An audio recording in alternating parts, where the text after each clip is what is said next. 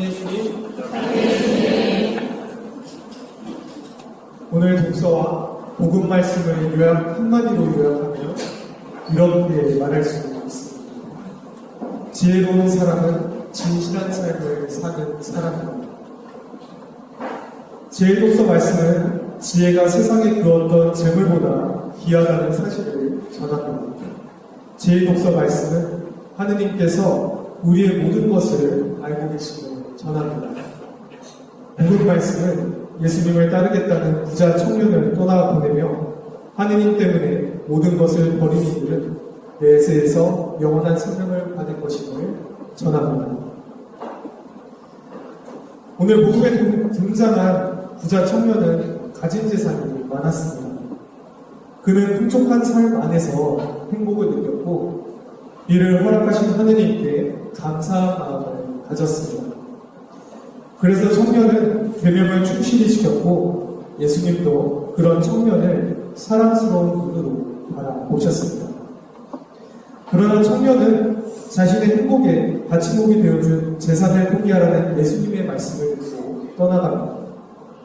사실 그는 하느님보다 재물에 의지하는 마음이 더 컸기 때문입니다. 청년의 마음으로 더 들어가 봅시다. 청년은 가진 것을 팔아 가난한 이들에게 나눠주라는 말을 듣고 이런 마음이 들었을 겁니다. 당신께서 허락하신 재물을 왜 도로 가져가려고 하십니까? 안 됩니다. 이 재산은 저의 행복을 위해 당신이 주신 모든 것입니다. 그러나 예수님께서는 그에게 이런 말씀을 하신 겁니다. 이제는 재산이 너를 행복하게 만드는 것이 아니라 하느님이 직접 너를 기쁨으로 이끄실 것이다. 그러니 너는 너가 가진 재산을 내려놓고 나를 따르겠다. 예수님께서 세상이 주는 행복에서 영원한 삶이 주는 기쁨으로 이끌어 주시겠다고 우리에게 물으신다면 여러분은 어떤 선택을 하시겠습니까? 다만 여기에는 조건이 하나 있습니다. 그 조건은 지금 가진 모든 것을 포기하는 조건입니다.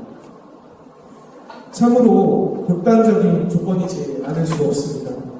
하지만 말씀을 통해 매일 우리의 마음을 두드리는 조건이기도 합니다. 베드로가 예수님을 배반하고 부활한 예수님을 다시 만났을 때 예수님은 그에게 너 나를 사랑하느냐며 3번이나 물으십니다. 베드로는 예 사랑합니다 하지만 결국 울음을 터뜨리며 예수님을 배반했던 그 순간과 그럼에도 자신을 버리지 않는 예수님의 사랑을 느낍니다. 인간 베드로는 예수님께 가진 것을 다 버리고 당신을 따라 나섰다고 말합니다. 그러나 예수님의 죽음 앞에서 베드로는 두려움을 느꼈습니다. 자신의 목숨을 지키기 위해 예수님을 배반하고 맙니다. 그럼 베드로를 찾아오신 예수님은 그에게 다시 너 나를 사랑하느냐고 묻습니다. 베드로는 자신이 없었습니다. 그렇지만 예수님을 다시 만난 순간 그는 그분의 사랑을 체험합니다. 그렇게 사랑을 체험한 베드로는 이제 자신의 목숨마저 내려놓을 수 있는 믿음으로 순교합니다. 왜냐하면 자신의 목숨보다 크신 예수님의 사랑을 체험했기 때문입니다. 우리도 마찬가지입니다. 지금 우리는 우리가 가진 것을 전부 내려놓을 수 없습니다. 가진 것을 내려놓는 순간 고난이 시작됨을 알고 있습니다. 그런데 사랑을 체험하면 내려놓을 수 있습니다. 가난한 이들에게 주는 것이 아깝지가 않습니다. 하느님의 사랑을 체험한 이들은 다른 이들보다 자신을 내려놓는데 버림이 없습니다. 왜냐하면 하느님께서 그 빈자리를 채워주신다는 사실을 알기 때문입니다.